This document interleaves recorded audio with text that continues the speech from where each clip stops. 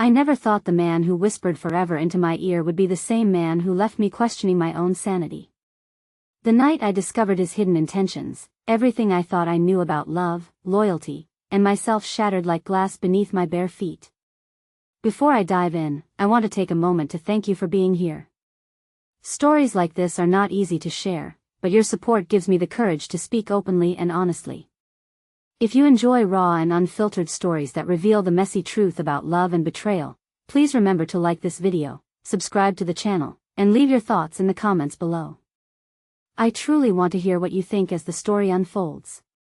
Now, let me take you back to the beginning of a love that was never as pure as I believed. I met Daniel on a warm autumn afternoon in Boston. I had just turned 28, a marketing manager fresh from a bad breakup that left me swearing off men for a while. But Daniel was persistent. He was older, 36, with the kind of confidence that could melt your defenses before you even realized what was happening. He had a way of looking at me like I was the only woman in the room. His hazel eyes carried secrets, but I mistook them for depth. His laugh was rich and addictive, his touch lingering just long enough to make me crave more. We fell into each other quickly, recklessly. Looking back now, I see the red flags waving all around me, but at the time, I painted them white and called them passion. The first year of our relationship felt like a dream. We traveled, we shared long nights wrapped in sheets and whispered promises, we planned a future together. My friends envied me, my family adored him, and I believed with every fiber of my being that Daniel was my forever.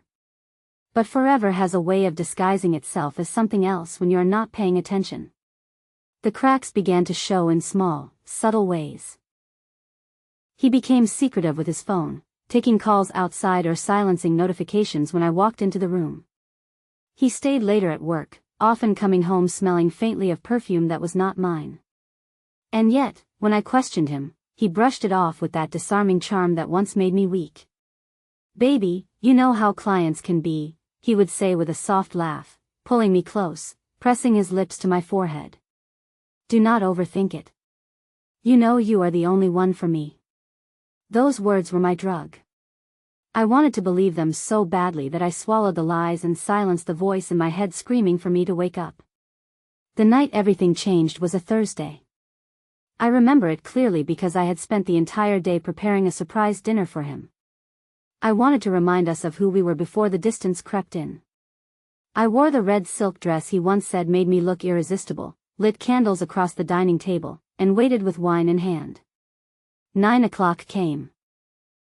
Then 10. By 11, my phone buzzed with a single text. "Running late. Do not wait up." My heart sank. Not because of his absence, but because the tone was cold, detached. It was not my Daniel who wrote that. Something inside me snapped, and instead of drowning myself in wine and tears, I grabbed my keys and decided to find out the truth for myself. Daniel always said he worked late at his downtown office. But when I arrived at the building, it was dark, empty, lifeless. His car was not in the garage. My pulse quickened, my palms damp. I called him, but he did not answer. I called again, and still nothing. Something, instinct, desperation, rage, drove me to follow a hunch. There was a bar he often mentioned, a sleek little lounge near the harbor where he said he went for client meetings. My gut told me to go there, and when I did, my world tilted on its axis. Through the glass windows, I saw him. Daniel. My Daniel. Except he was not mine. He sat at a corner booth with a woman whose beauty was sharp enough to wound.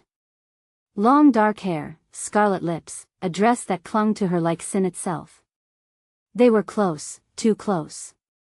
His hand rested on her thigh under the table, and the way she leaned into him left no room for doubt. The blood in my veins turned to fire. I pushed open the door, the sound of my heels slicing through the music and chatter. I walked straight to their table, my eyes locked on his. He froze, his face draining of color, while she smirked like she knew she had already won. "Daniel," I said, my voice trembling but loud enough for half the bar to hear. "Care to explain?" His mouth opened, then closed.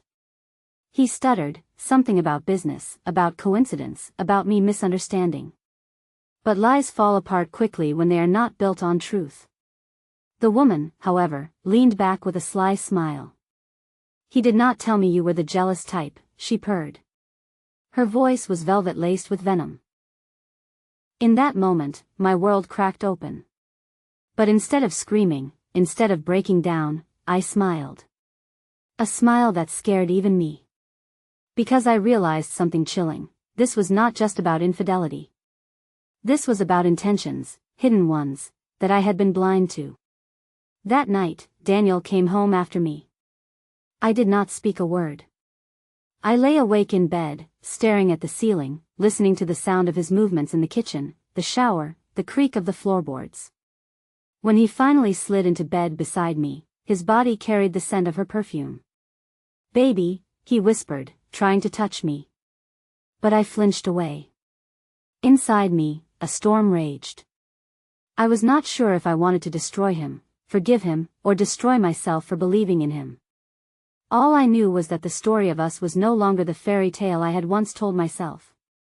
And this was only the beginning. The morning after I saw Daniel with her, the world felt heavier, colder. The sunlight filtered weakly through the blinds, and I lay in bed with my body stiff, my mind replaying every detail from the night before. His hand on her thigh. Her smirk. His silence. The perfume that still lingered in our sheets like a cruel reminder. Daniel moved around the house as if nothing had happened. He whistled while making coffee, scrolled through his phone, kissed my cheek before heading out the door. That kiss burned against my skin, not because of love, but because of the audacity it carried.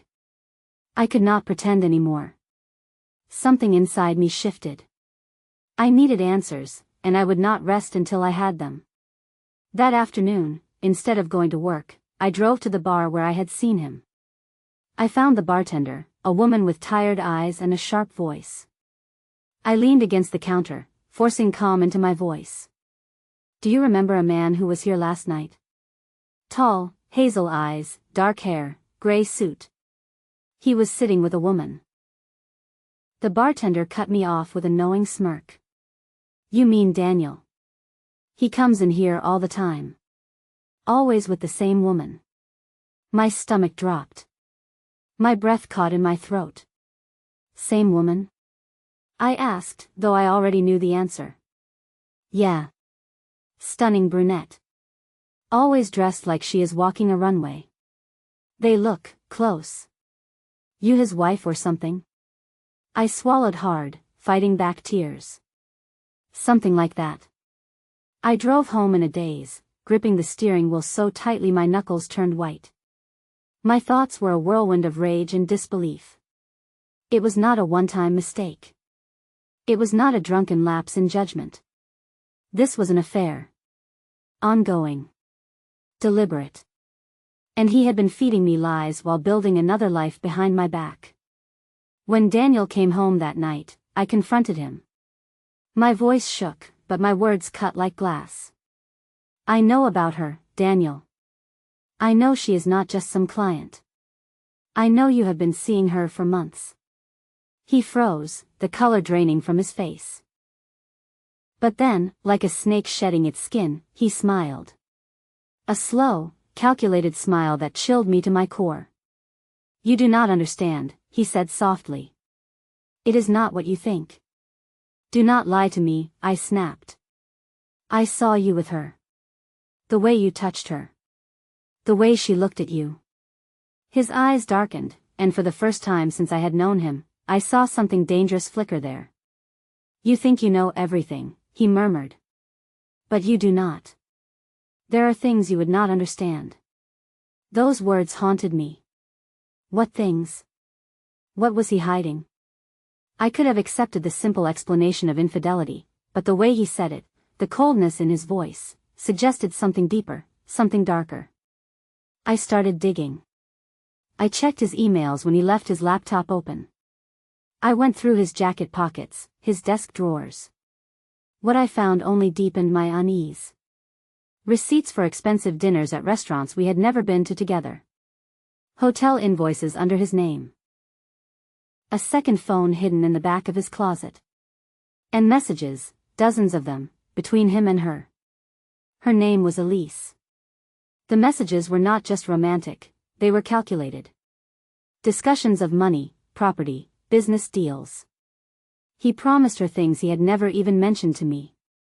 One message made my blood run cold. Once everything is in place, she will not matter. She. That meant me. I could not breathe. My chest felt tight, my hands trembling as I stared at the screen. My husband, the man who once swore he could not live without me, was plotting to erase me from his life. And it was not just about love. It was about something far more sinister. That night, I played my role. I smiled when he came home, cooked dinner, poured him wine. I asked about his day, and he answered with smooth lies. But inside, I was unraveling. My heart beat like a war drum in my chest. When he went to bed, I stayed awake, staring into the dark. I thought about Elise. About Daniel. About the words, "She will not matter." Did he plan to divorce me? Replace me? Or was it worse than that? The following weekend, I decided to follow him. I waited until he left, claiming he had a business meeting downtown.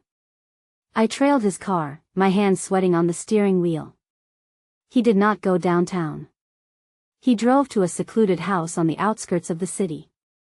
A beautiful, modern home with glass windows and a manicured lawn. I parked a distance away and watched as he stepped out of the car. Elise was already there, waiting for him on the porch. They kissed.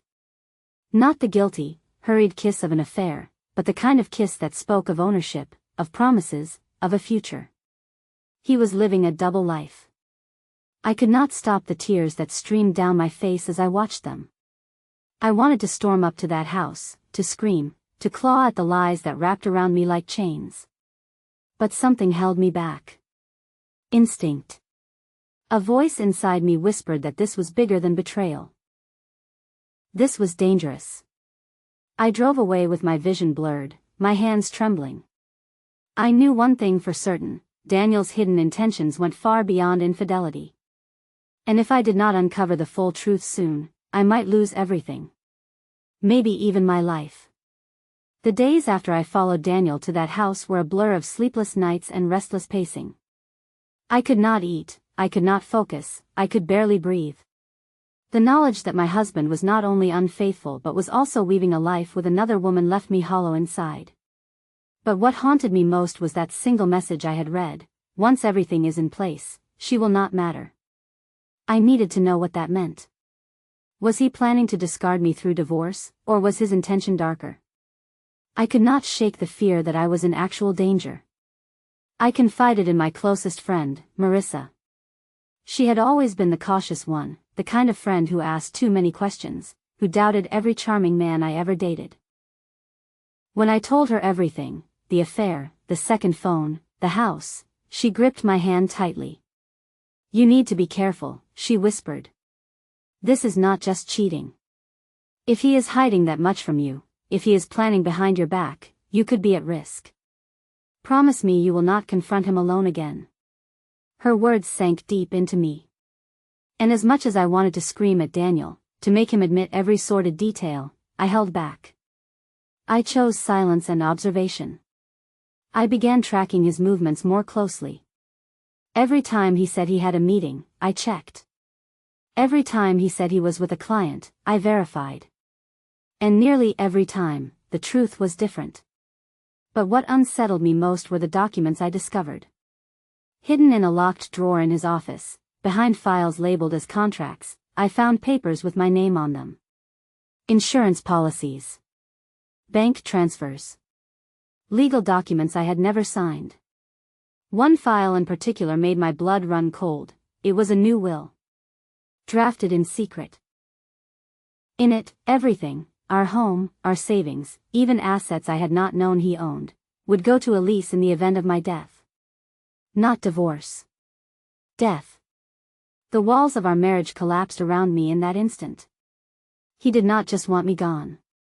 He was planning my erasure in the most permanent way possible. That night, when Daniel came home, I looked at him differently. His smile was no longer disarming, it was sinister. Every touch felt like poison, every word like venom. And I knew, without doubt, that I could not stay in that house another day. But leaving quietly was not enough. He was dangerous, and Elise was part of whatever scheme they were building. If I simply walked away, I feared I would still be a target. So I made a choice, would gather proof. For weeks, I played the role of the dutiful wife while secretly collecting evidence. I copied documents, took photos, even recorded phone calls when I could. Piece by piece, I built a case. And then came the night when everything erupted. Daniel had been tense all day, pacing, making phone calls in hushed tones. When he finally sat down to dinner, his hands shook as he lifted his glass. "I have been thinking," he said, his voice too calm. "You and I, maybe we should take a trip. Somewhere quiet. Just the two of us. Somewhere no one will bother us." The smile on his face did not reach his eyes. Every instinct in me screamed that this was it. The plan. The trip where I would never return. I forced a smile, playing my role. "That sounds wonderful," I said softly. "When?" "Soon," he replied. "Very soon." That night, while he slept, I took everything I had gathered and drove straight to Marissa's. Together, we called the police. I handed over the documents, the will, the messages. At first, they looked at me with skepticism, another wife crying about a cheating husband. But when they saw the forged signatures, the financial trail, the evidence of insurance fraud, their faces changed. They promised to investigate, and I promised myself I would not go back to that house. The following week, everything unraveled. Daniel was arrested on charges of fraud, forgery, and conspiracy. Elise, too, was implicated. It turned out their relationship was not built on love, but greed. They had been plotting for months to remove me, stage an accident, and inherit everything. Elise was the mastermind, but Daniel was the willing accomplice. When I saw him in court, shackled and pale, he looked at me with a mixture of hatred and desperation. "You ruined everything," he hissed as they led him away. I wanted to tell him that he had ruined it long before, the moment he chose betrayal over love. But I stayed silent. My silence was louder than any words. In the months that followed, I rebuilt myself from the ground up. The scars of his betrayal still burned, but they also reminded me of my strength. I had loved deeply, trusted blindly, and nearly lost everything. But I survived. And I learned the most painful, powerful lesson of all: sometimes the people who claim to love you the most are the ones who hide the darkest intentions. Thank you so much for listening to my story. If you felt the intensity of this journey, if it made you think, made you angry, or reminded you of your own strength, please like this video, subscribe to the channel, and share your thoughts in the comments. Your engagement helps us bring more real, raw, and powerful stories to light.